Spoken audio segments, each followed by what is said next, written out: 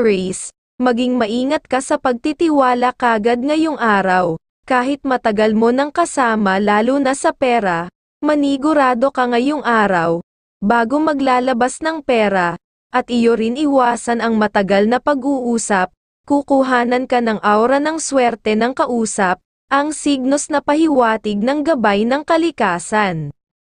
Taurus, maging maingat ka sa paggawa ng mabilis na desisyon, ngayong araw dahil isang pagkakamali ay gastos at pagluha ang pwedeng makuha, at pati sa pagkilos para sa iyong kalusugan basta bawal ang lahat na gagawin na mabilis muna, nang hindi ka makakuha ng kalungkutan, ang signos na pahiwatig ng gabay ng kalikasan.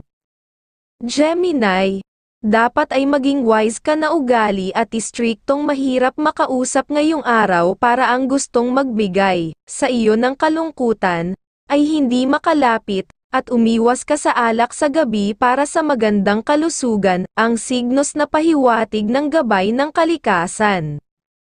Cancer, maging mahaba dapat ang iyong pasensya ngayong araw, dahil makakaiwas sa magagawa mong kalungkutan, at iwasan ang usapan na may kinalaman sa mga tukso ng pagmamahalan, dahil mapagsamantala ang pwedeng makausap na tao, at may malakas kang sex appeal ngayong araw, nalapitin ka ng mga gumagawa ng tukso sa pag-ibig, kaya dapat ay lagi kang maging maingat, ang signos na pahiwatig ng gabay ng kalikasan.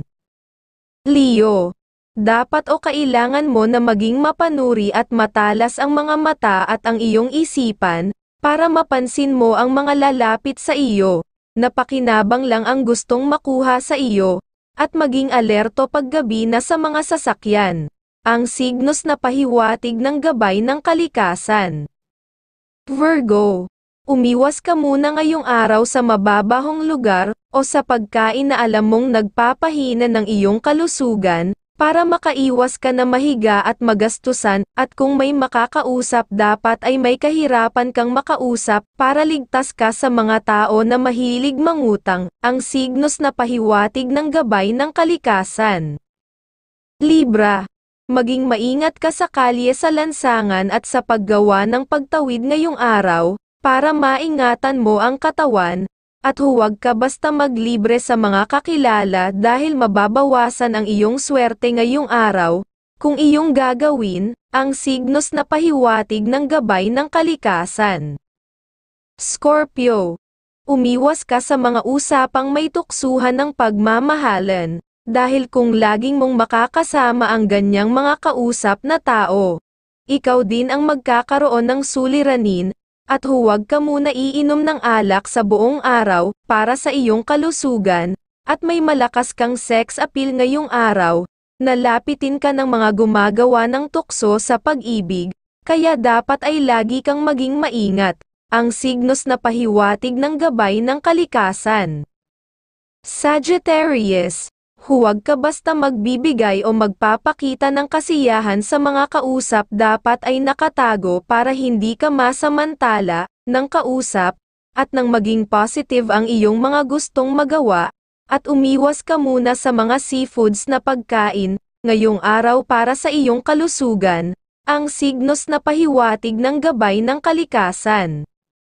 Capricorn, maging maingat ka at maging alerto sa mga makakausap, kung ikaw ay biglaang namasyal na mag-isa, dahil lapitin ka ng tukso ng mga tao na mahilig makagawa ng pangloloko, pag wala kang kasama, at huwag kang masyadong magpapakabusog ng pagkain sa gabi, ang signos na pahiwatig ng gabay ng kalikasan.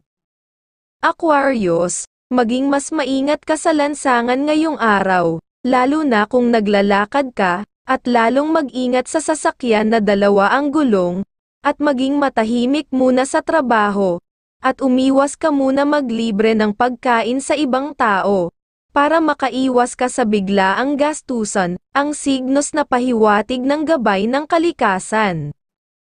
Pisces, umiwas ka muna makisama sa mga kaibigan at sa mga malalapit na iyong kumpare, o kumare, dahil tukso sila ng gastos at tampuhan sa bahay kung makikasama ka sa kanila. Ngayong araw dapat na umiwas ka sa kanila, Nang maging matahimik ang iyong buhay ngayong araw, ang signos na pahiwatig ng gabay ng kalikasan.